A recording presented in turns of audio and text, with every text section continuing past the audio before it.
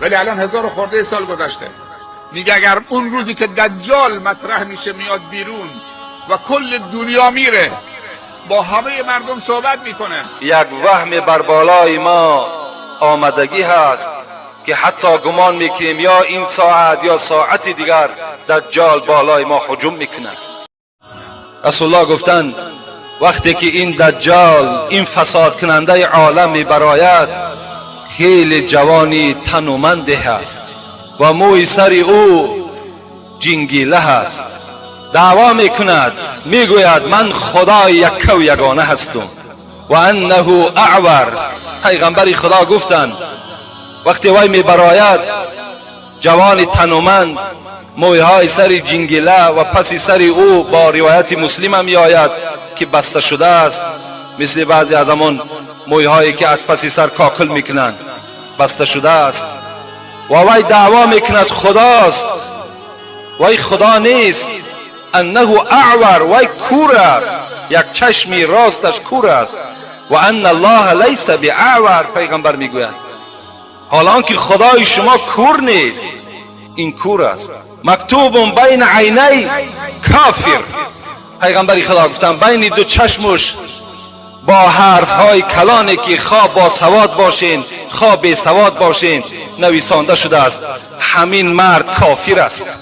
بر روایت دیگر می آید که 3 حرف نویسانده شده است، کاف، ف، ر، خودش کافر می دهد، تا که شما بشناسین این همان دجال است. دنیا را فساد می کند، هر محله که داخل می شود زنهای اونها را تجاوز می کند، فرزندهای اونها را گمراه می کند و به سوی خود دعوت می کند. اونها در حال قبول می کنند. گفت پیغمبر برای چی؟ برای که در پهلوی راستش میگه جنت دارد، در پهلوی چپش میگه دوزخ دارد. مثل که شما امروز آینه نیلگون را نظر میکنین، تمام صورتها را میبینین، در پهلوی وی میگه آشکارا شما همون باغها شو در این طرف عذاب آتش میبینید. کسی که ایمان نمی آرد در دوزخش میپرتاید، کسی که ایمان می آرد و در جنتش میپرتاید. پیغمبر خدا گفتند شما همان دوزخش اختیار کنید و جنت است، شما همان دوزخش اختیار کنید و جنت است، جنتش اختیار نکنید که وای دوزخ است. اگر شما بخواهید گفت امت من از این مکر و اصلا دجال گفته چی را میگویند؟ من برای شما لغت دجال، فریبکار، فریبگر، مکار، شیطان را دجال میگویند. در ما و شما دجال های زیاد برآمد، مردم از راه اسلام و خدا ترسی پس گرداندند، اونها هم دجالا بودند. حتی رسول اکرم گفتند لن تقوم الساعة حتى یبعث دجالون کذابون قریبا من 30 كلهم یزعم انه رسول الله. تا این دجال کلانی 30 دجال دیگر گفت پیغمبر خدا می براید که هر کدام او دعوا میکنند که ما پیغمبر خدا هستیم، حال آنکه اونها پیغمبر نیستند، اونها دجال هستند. دجال های زیاد ما و شما، خدا را شکر که ما و شما چندین دجال ها را زیر خاک در دوزخ سپاریدیم. باز دجال های دیگر امروز در دولت های غرب حکمرانی دارند، اینا هم دجال هستند. پیغمبر خدا گفتند دوزخش اختیار کنید و جنت است. مغیره میگوید هیچ کس مثل من از پیغمبر خدا در باب دجال بسیار سوال نمی کرد. از او پرسان کردم پیغمبر خدا میگویند دجال همراه خود یک کوه پر از غذا و نان دارد، آیا حق است؟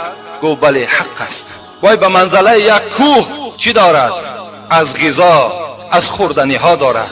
هر قبیله و هر محله که ایمان میارد از این غذا بر اونها عطا میکنند. مثل امروز ما و شما را یاردم ها میتن، بعضی یاردمی که خالصانه و بشردوستانه باشد میلش، لکن یاردم هایی که برای تبلیغ دین نصرانی و دین یهودی باشد او حرام برای ما و شماست. خدایا از این ما به سوی تو پناه طلب میکنیم.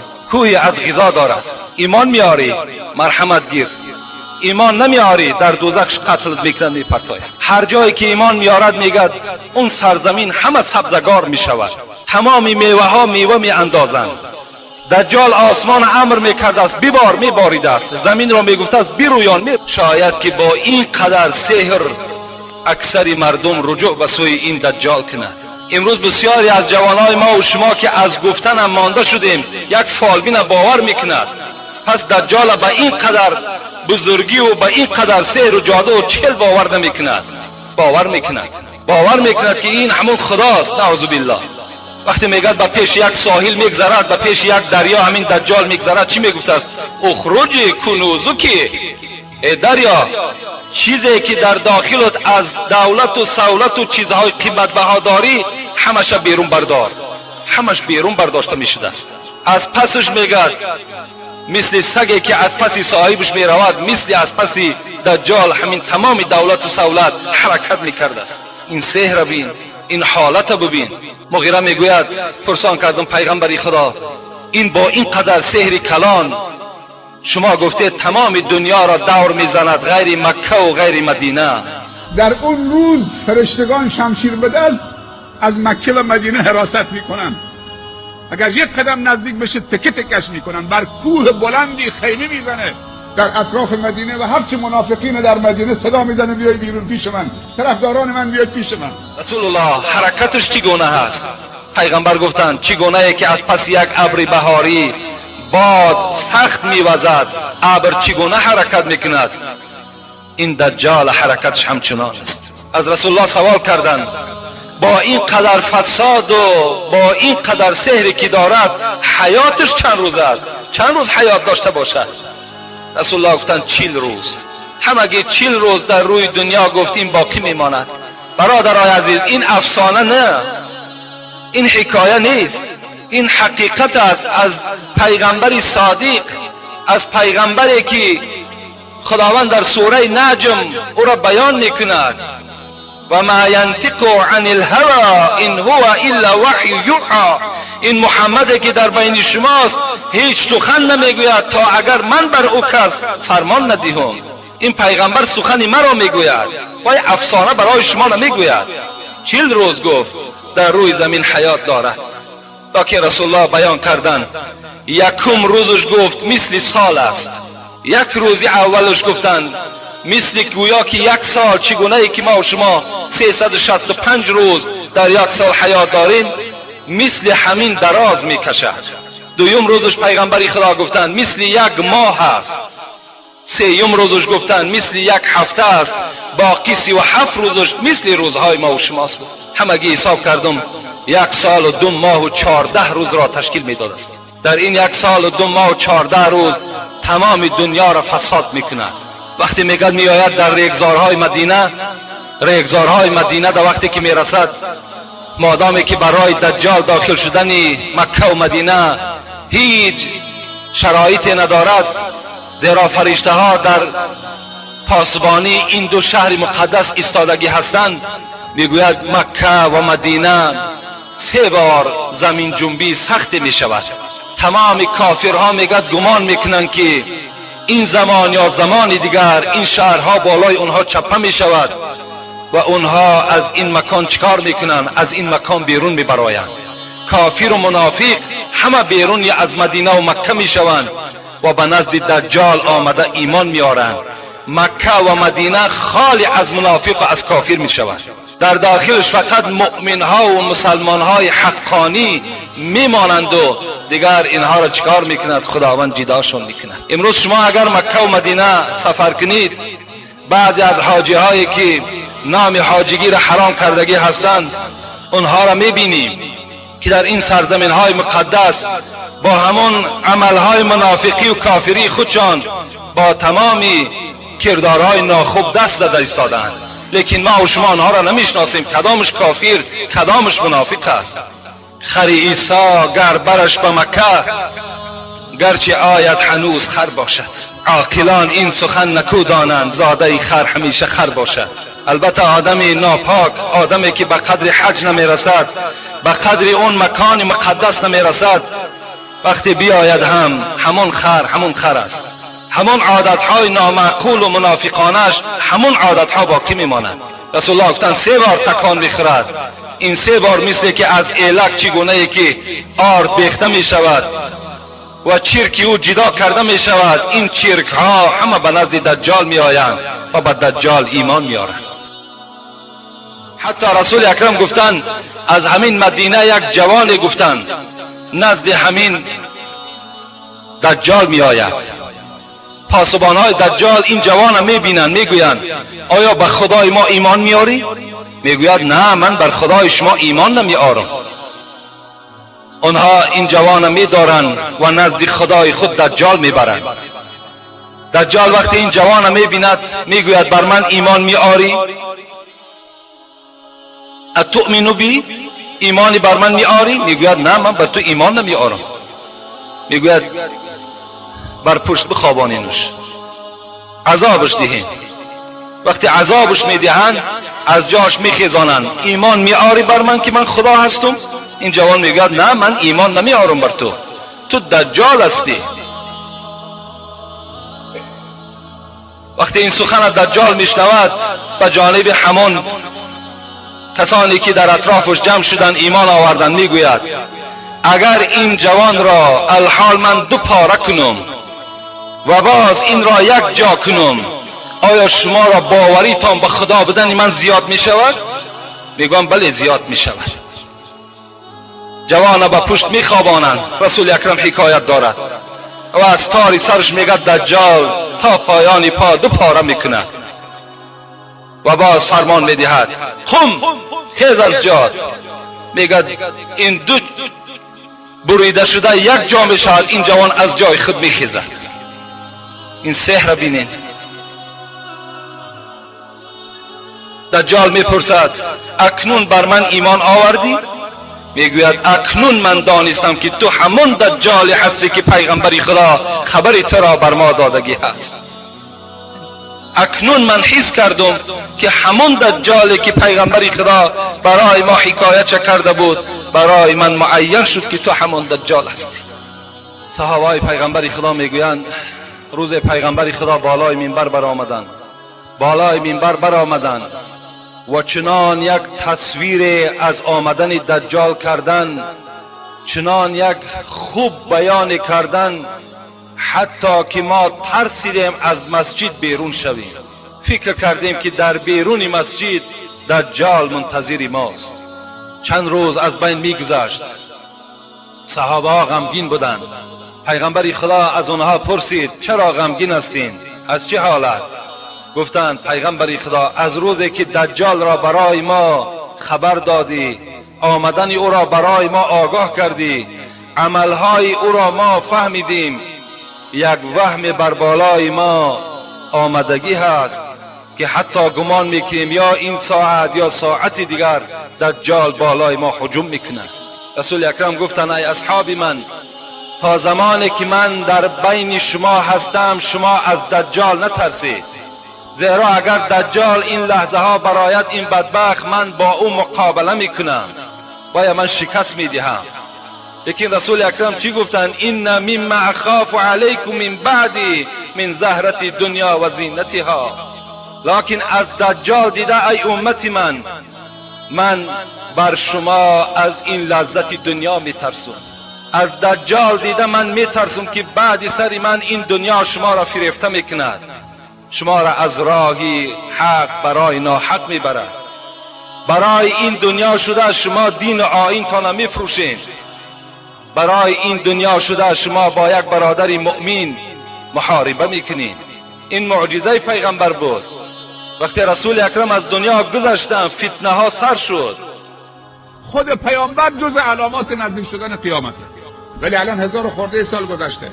میگه اگر اون روزی که دجال مطرح میشه میاد بیرون و کل دنیا میره با همه مردم صحبت میکنه، پروردگار میگوید ای محمد صلی الله علیه و سلم با بندگان خدا دوزخ خبر ده که دوزخ چگونه دوزخ است.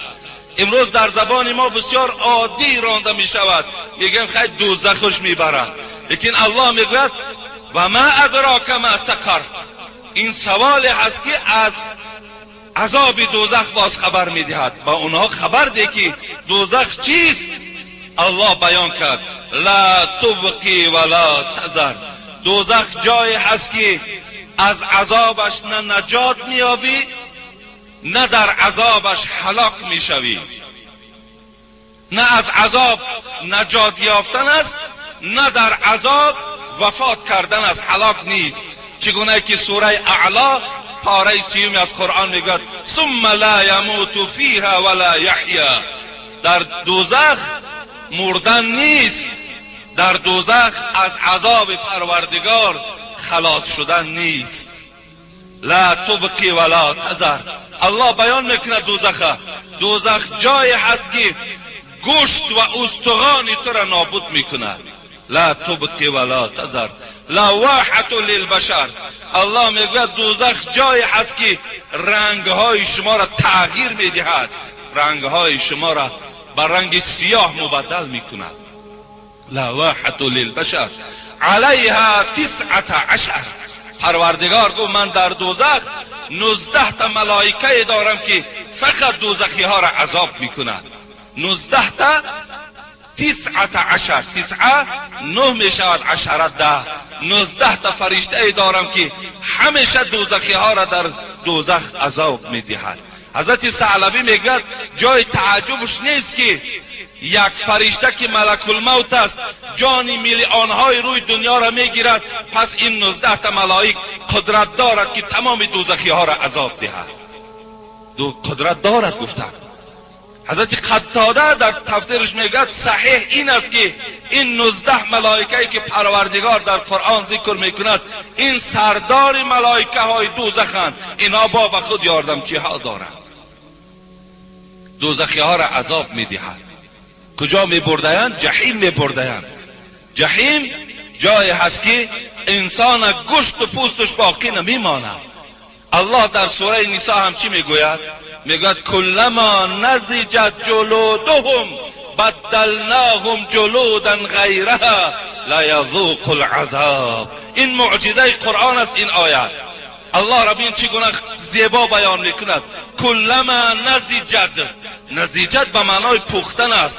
الله میگوید وقتی که پوست دوزخی در دوزخ میسوزد، وقتی که پوست دوزخی در دنیا در همون دوزخ میپزد چی میشود؟ الله میگوید بدلناهم جلودا غیرها، در حال پوستش علیش میکنیم، پوستی نوش میگذاریم، لیذوقوا العذاب، تا که عذاب بچشد. اینا میگوید معجزه قرآنی است. چگونه معجزه است؟ ببینین همه وقت عذاب پوست میفهمد. پوست وقتی در بالای پوستی تو یک پشه حرکت کند، وقتی بالای پوستی تو یک مورچه روان شود، در حال تو حس میکنی تمام این رگ و پیوند با پوست ها چسبیده. اینا میگن معجزه قرآنی است که امروز علم طب هم کشف کردن که عذاب فقط پوست حس میکند. الله گفت وقتی که پوستی تو میسوزد، وقتی پوستی تو میدرد، وقتی پوستی تو میپزد، بدلناهم جلودا غیرها، در حال پوستی تو را ما عوض میکنیم. با چی خاطر؟ لیذوقوا العذاب، تا که عذاب بچشی، تا که عذاب تو حس کنی. چگونه ای که در پاره 29 قرآنم سوره قیامت باز هم معجزه قرآن خدا بیان میکند که بلا قادرین علی ان نسوی بنانا، ما قادر هستیم، قدرت داریم که در روز قیامت تمام جسم تو را جمع کنیم از آنچه بنانا گفت پروردگار، حتی سر انگشت تو را جمع کنیم. امروز دیدن که سر انگشت در دنیایی که اگر انتخابات رود همون سر انگشت ها را رنگ میکنن و بعد در بالای کاغذ میگذارن، در کامپیوتر میگذارن. ببین به خاطر چی است؟ به خاطر که نوک انگشت پروردگار برای چیزی ذکر کرد، برای که آن خطهایی که در سر انگشت است در تمام دنیا اگر میلیارد آدم باشد، سرای خطایی که انگشت هستند در انگشت هستند اینا دیگرگونند. هیچ وقت از دو آدم یک خیل نیست. ببین در دنیا رنگ یک خیله هست، چهره یک زیله هست، ریش یک زیله هست، چشم ها یک خیله هست، لیکن سر انگشت یک خیله نیست. اینا میگن چی هستند؟ اینم از معجزه قرآن است. پروردگار در قرآن پوست های شما را ذکر کرد که میسوزانیم، زمانی که سوختن و پختن باز در جاش کار میکنیم، دیگرش عوض میکنیم، در جاش دیگر میمانیم. از آن جمله بعداً چی می شود؟ وقتی که دوزخی را گرفتن و در دوزخ ملائک تیار است، یک دستش در موی سر و یک دستش در پای تو قپیده است. ثم الجحیم سلوه، الله میگوید ویا پرتایید. وقتی که کلمه پرتافتن که آمد معلوم می شود که ویا از بلندی در پستی می پرتاید. البته دوزخ هم در حدیث های رسول اکرم بار ابو هریره چی میگوید؟ میگوید كنا مع رسول الله صلی الله علیه و سلم اذ سمع وجبة، بار با حبیب خدا نشسته بودیم که ناگاه یک صدای ترکیش، یک صدای چیز میکفیدگی باشد به گوش ما رسید که همگی ترسیدیم. فقال تدرون ما هذا، رسول اکرم گفتن ای ابو هریره، ای اصحاب من، آیا ترسیدید؟ گفتم بله ای حبیب خدا، این چی صدا بود؟ از صدا ترسیدیم. گفت ندانستین چی صداست؟ گفتیم الله و رسول اعلم، خدا و پیغمبر داناست، ما ندانستیم این چی صدا باشد. حبیب خدا گفتن هذا حجر رمی بها فی النار منذ 70 خریفا فهو یحوی فی النار الان حتی انتهى الى قعرها. روایت مسلم است. حبیب خدا گفت این سنگ بود ای بنده های خدا که 70 سال پیش این سنگ از بالای دوزخ پرتافته بودند، الان وی در قعر دوزخ رسید، صدای انا همون سنگ بود. گفت 70 سال با کدام سرعت این سنگ حرکت کرده است. شما تصور کنین عمیق بدن او را، چقر بدن دوزخ از روی همین حدیث رسول اکرم خودتان بها دین که چند کیلومتر این دوزخ چقری داشته است. حبیب خدا میگه یؤتی بجهنم یوم القیامت لها 70,000 زمام مع كل زمام 70,000 ملک یجرونها. حبیب خدا گو روز قیامت انا همین دوزخی که الله میگوید انا همین دوزخ 70 لجام دارد.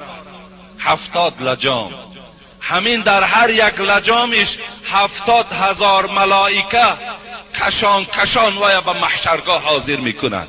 یک ملائکه قوتش دنیا را چپه کردن است. در هر یک لجام 70,000 ملائک. اگر 70,000 ملائکه ما به 70 ضرب کنیم 490,000 ملائکه فقط دوزخ کشیده میارند. برای کیها؟ برای کسانی کیا هستند اینا؟ کیها واردی اونها میشود؟ الله الحال بیان میکند. کسانی که در دنیا نامه اعمال را با دست چپ گرفتند، کسی در آخرت نامه اعمال با دست چپ گرفت. کیها با دست چپ میگیرند؟ ثم فی سلسلة زرعها 70 ذراعا فاسلكوه انه كان لا يؤمن بالله العظیم ولا يحض على طعام المسکین. الله بیانشان کرد اینا کسانی هستند که در دنیا مالدار و ثروتدار بودند، حق خدا را جدا نمی کردند.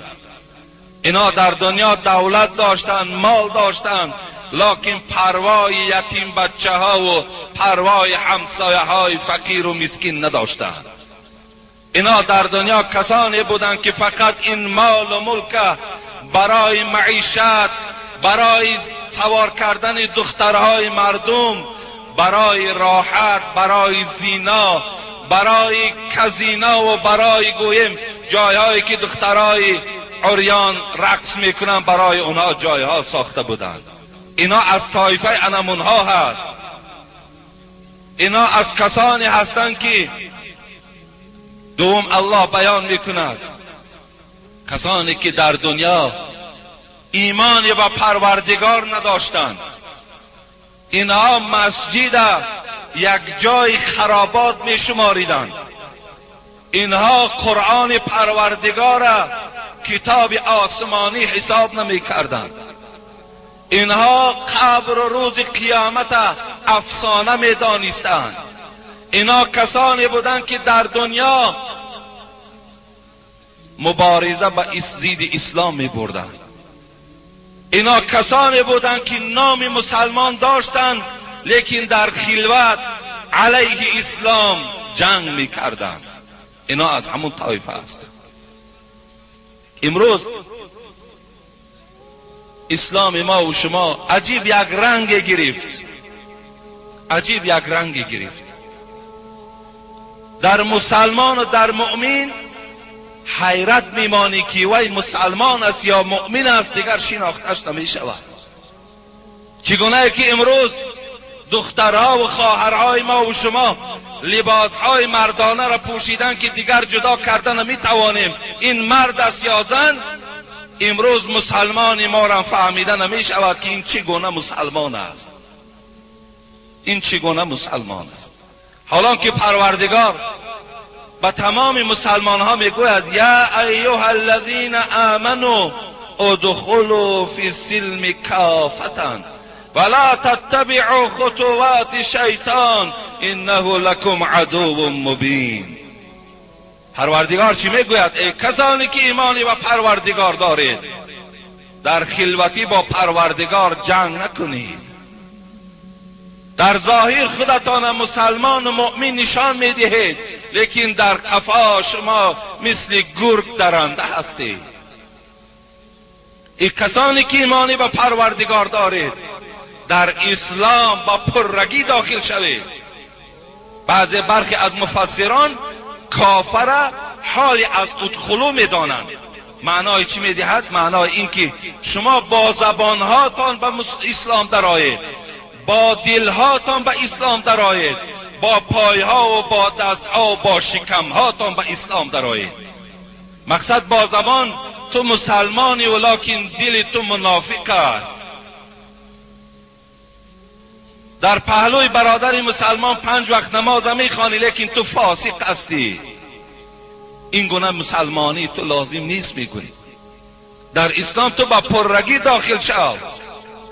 امروز مسلمان دروغگو، امروز مسلمان کینه، امروز مسلمان صاحب حسد، امروز مسلمان صاحب بخیلی، امروز مسلمان پاره‌خور، امروز مسلمان رباخور، امروز مسلمان پدر و مادر احترام نمی کند. امروز مسلمان زبانی دشنام دارد. امروز مسلمان نام مسلمانی دارد لیکن پایش اصلا مسجد دیدگی نیست. امروز مسلمانای ما اگرچه مسجد هم که آید اگر حلقه نشینند غیبت فقط مردم مسلمان میکنند. مسلمان سنگ میزنند، علیه مسلمان و مسجد مبارزه میبرند. آیا همین انسان تعجب ده نمیارد همین اسلام؟ تو چگونه مسلمانی؟ این گونه مسلمانی نیست. پروردگار صفتهای مسلمان را بسیار یاد کرده است. 5 وقت نماز دارد لیکن در ماشین دخترهای مردم سوار زنا دارد.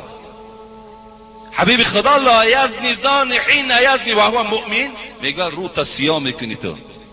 حبیب خدا میگوید تو دروغ میگویی، تو زنا میکنی، با زمانی که خودت مؤمن میشماری. و یسرق السارق حین یسرق و هو مؤمن. پیغمبر خدا گفت نخواه مؤمن دزد باشد، وای دزدی میکند حالا که وای خودش را باز مؤمن میشمارد.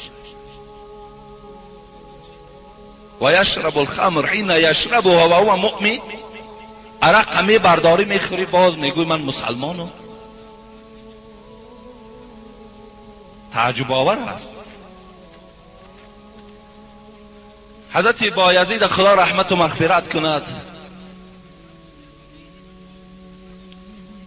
یک قصه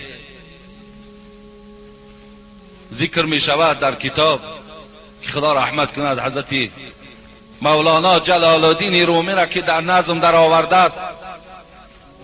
عجیب است، عجیب.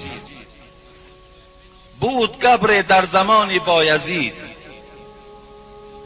بود بود گبر در زمان بایزید، گفت او را یک مسلمانی سعید. کی چی باشد گر تو اسلام آوری، تا بیابی صد نجات و سروری. یک گبر بود میگوید در زمانهای حضرت بایزید بستامی، اولیای خدا، دوست خدا، مجاهد در راه پروردگار. یک گبر شاید شما در مصرعهای شعری فهمین که میگن در جوانی توبه کردن نشأه پیغمبری است، گر به پیری میرسد گبر مسلمان میشود. گبر در لغت معنای آتش پرست میدهد، کسی که پیروی دین آیین زردوشت است و یک گبر میگویند. در تاریخ نفحات الانس میگوید که همین گبرها همراه مغان 5000 سال سلطنت داشتند، 5000 سال آتش پرستی کردند. 5000 سال آتش پرستیدند، آتش را در دادن، گفتن همین خداست، از همون مدد طلب کردند. از این در گمراهی دیگر هست. آتشی که خودش افروخته میکند و خودش خاموشش میکند. گبر آتش پرست میگویند. 5000 سال همین گبرها و مغان سلطنت داشتند. مغها گفته، مغها این روحانی زردشتیان است. گویم آدمی که اک روحانی است، یعنی یک عالمی دین زردشت، مغانها میگویند. مغانها با در درجه پسترن از مبدان یا مبیدان میگویند. مبید و مبدش همون گویم که اکن دانشمندهای عالی دین زردشت، بعد مبد میگویند. گبر خلاص چی است؟ آتش پرست. یک آتش پرست بود. میگوید بود گبر در زمان بایزید، یک آتش پرست بود در زمانهای حضرت بایزید بستامی. گفت او را یک مسلمانی سعید. یک مسلمانی سعید آمد و یک مسلمانی نیمکاله دیگر آمد گفت ای آتش پرست، گفت آخر از همین آتش چی فایده است؟ اگر تو صدها سال اگر آتش افروخته کنی و یک دم کندران افتی بسوزی، اگر زمانی که یکی نافهمیده در داخلش زنی، هم زمان تر میسوزاند، نابود میکند. آخر عقل تا کار فرمان. دین حق دین خداست، دین اسلام است، دین نجات است. اگرچه امروز بعضی به انصافا بیچاره‌ها با آرد و با روغن و با پول عوضش دارن، لیکن آخر شرمنده میشوند. آخر این دین دین نجات است و برای این دین کوشش ندارم گفت. گرچه در ایمان و دین ناممکنم، لیک در ایمان او بس مؤمنم. اگر چندگو من ایمانی بر خدا هم ندارم، ایمانی به قرآن هم ندارم، لیکن در ایمانداری بایزید گو من ایمان آوردگی هستم، ایمانی او در ایمان دارم گفت. لیکن در دوام چی گفت؟ گبر ما را میگوید کن، به ما میگوید باز ایمان گر خود ایمانی شماست، باز ایمان گر خود ایمانی شماست، نه بدان میل استم و نه اشتهاست. اگر همین ایمانی که تو داری، گفت ای مسلمانی نیمکاله، اگر همین ایمانداری و اسلامداری که تو داری، در ایمانداری و اسلامی تو نه میل دارم نه اشتها دارم، نه بدان میل استم و نه اشتهاست.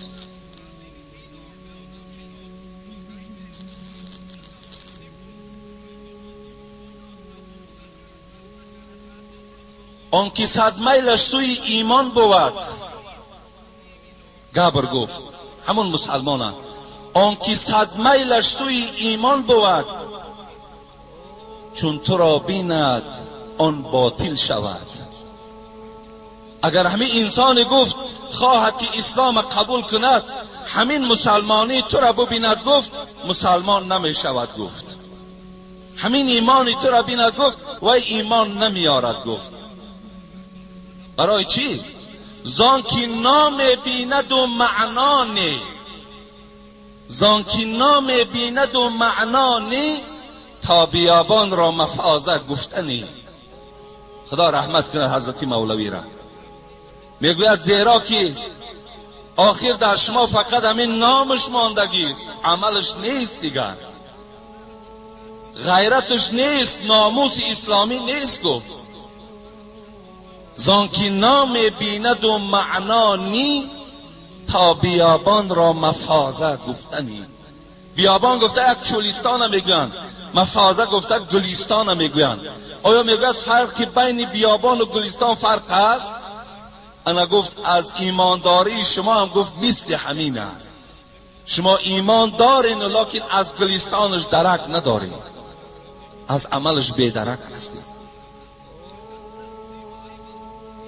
الله به این خاطری که ایمانهای نیمکاله‌ای که ما داریم، این وعیدن در شأن اونها داخل می شود که روز قیامت اینها هم چیان؟ اینها هم نامه اعمالشان به دست راست داده می شود. از این خاطر من جانبدارم به همون انسانی که امروز در بی خدایی دعوت دارد، لیکن در همون بی خداییش چی است؟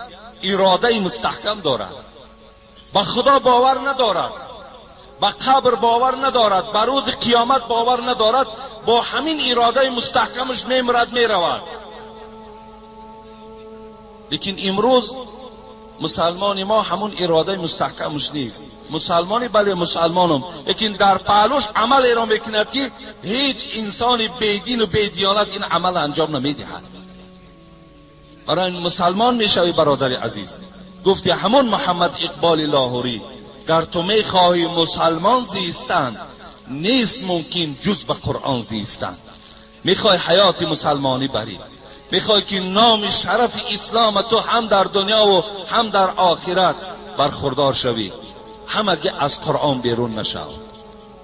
خیلی تأسف آور است، خیلی جای تعجب هم است. امروز باور کنید در اسلام ما و شما، در ایمان ما و شما مسلمانی کامل شوین، ایمانتان کامل کنین.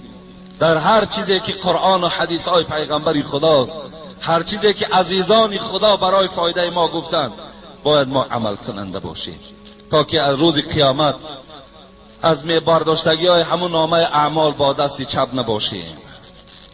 انشاءالله از این آیت قرآن ما خیلی درکدار شدیم و حتی آیندهش هم که خداوند